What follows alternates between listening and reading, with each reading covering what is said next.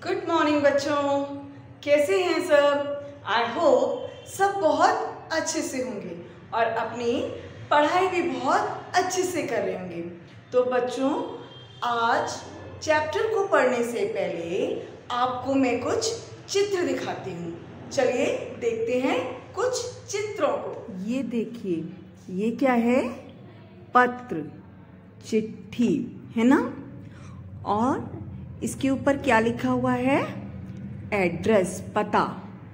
जब हम चिट्ठी के ऊपर पता लिखते हैं तभी वह उस जगह पर जाती है जहाँ हमें भेजना होता है। और देखिए, और क्या लगा हुआ है इसमें? ये देखिए, टिकट भी लगा हुआ है ना।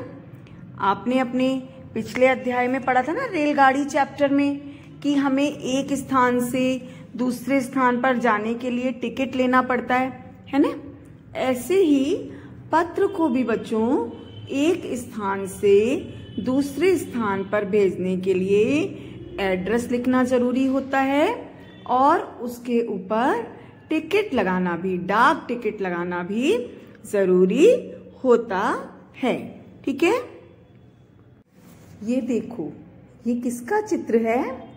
ये है लेटर बॉक्स। इसको हिंदी में पत्र पेटी भी कहते हैं। तो इसमें क्या करते हैं? इसमें हम लोग अपने पत्रों को लिखकर डालते हैं, है ना। और अब देखते हैं किसका चित्र है। ये देखिए, ये कौन है? डाकिया, पोस्टमैन, है ना। ये क्या करता है? डाकिया लेटर बॉक्स में से पत्रों को निकालता है, फिर उसको क्या करता है? पोस्ट ऑफिस लेके जाता है, यानी कि डाकघर ले जाता है। फिर वहां से उस क्षेत्र का जो डाकिया होता है, उस शहर का जो डाकिया होता है, वह उन पत्रों को एक सही पते पर वितरित करता है, बांटता है ना। तो आइए पढ़ते हैं पाठ 10, पत्र की यात्रा। पत्र की यात्रा, यात्रा मतलब सफर। सीमा ने दीपा को पत्र लिखा। उसने दीपा के जन्म दिन पर उसे बधाई दी।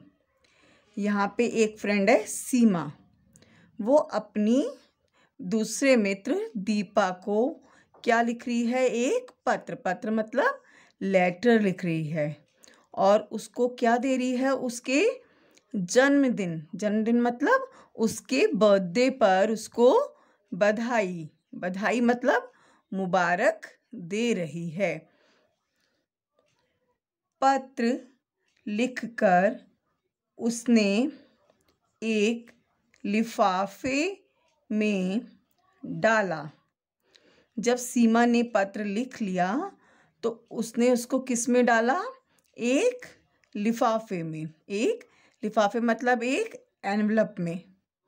लिफाफे के ऊपर दीपा का पता लिखा और डाक टिकट लगाई। लिफाफे के ऊपर उसने किसका पता लिखा? दीपा का, जहां पर उसको वो पत्र भेजना था, है ना। पत्र के लिफाफे के ऊपर किसका पता लिखा जाता है? जहां पर हम पत्र भेजते हैं। और क्या लगाया? डाक टिकट, है ना। अभी आपको मैम ने बताया था ना कि जब हम पत्र को भेजते हैं तो उसके ऊपर क्या लगाते हैं? डाक टिकट। डाक टिकट के बिना पत्र एक स्थान से दूसरे स्थान पर नहीं जाता है।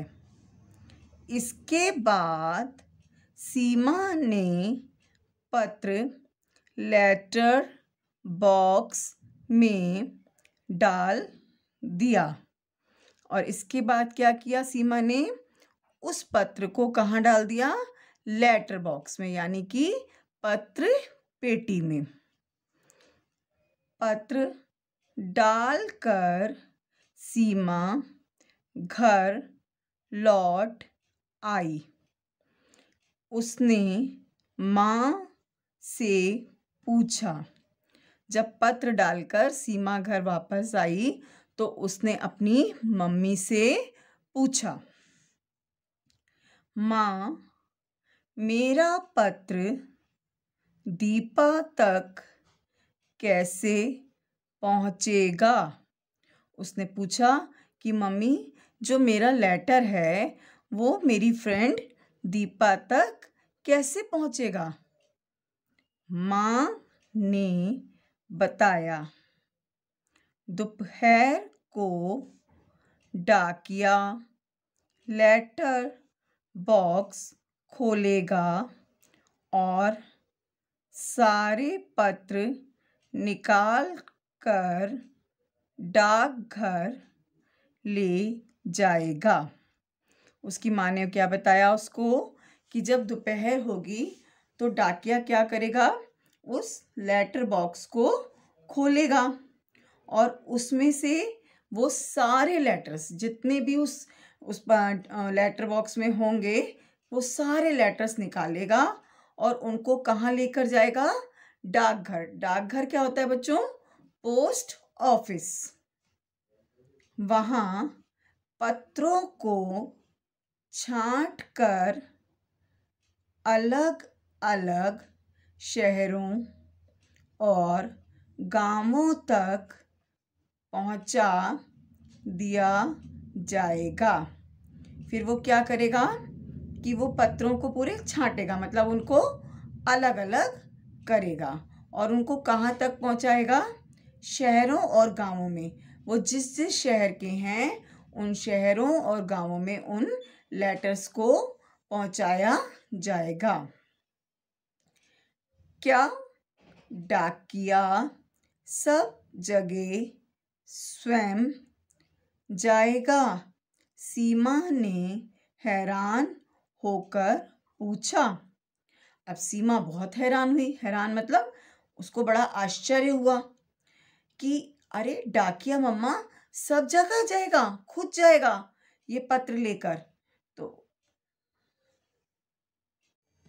माँ ने हंसते हुए बताया, अरे नहीं, ये पत्र हवाई जहाज, रेलगाड़ी और मोटर बस के द्वारा भिजवाए जाते हैं। अब माँ हंसते हुए सीमा को बताती है, अरे नहीं, ये पत्र जो हैं वो किसके द्वारा भिजवाए जाते हैं, हवाई जहाज, रेलगाड़ी और मोटर बस के द्वारा एक शहर से दूसरे शहर में भिजवाए जाते हैं। फिर सीमा ने पूछा। सीमा पूछती है, माँ, फिर इसके बाद क्या होता है? जब वो दूसरे शहर पहुंच जाते हैं तब क्या होता है? माँ ने बताया, फिर इन पत्रों के थैलों को उन स्थानों के डाकघरों में खोला जाता है। उन पर वहाँ की मोहर लगाई जाती है। माँ ने बताया कि फिर इन पत्रों के जो थैले होते हैं ना, थैले मतलब उनके जो बैग्स होते हैं, उनको वहाँ के डाकघरों में, मतलब जिस शहर में वो पहुँच जाता है वहाँ पर खोले जाते हैं। फिर उन पर वहाँ की क्या लगाई जाती है, मोहर। मोहर क्या होता है, स्टैम्प। इसके बाद वहाँ का डाकिया पत्र बाँट आता है। इसके बाद वहाँ मतलब उस शहर का डाकिया क्या करता है, उन पत्रों को सही पते पर बाँटकर आता है। माँ, दीपा को पत्र कब तक मिल जाएगा? सीमा ने पूछा। सीमा अपनी माँ से क्या पूछती है कि माँ, जो मैंने दीपा को पत्र भेजा है वो उसे कब तक मिलेगा, कितने दिनों में मिलेगा? माँ ने बताया, उसे तुम्हारा पत्र 3-4 दिन में मिल जाएगा।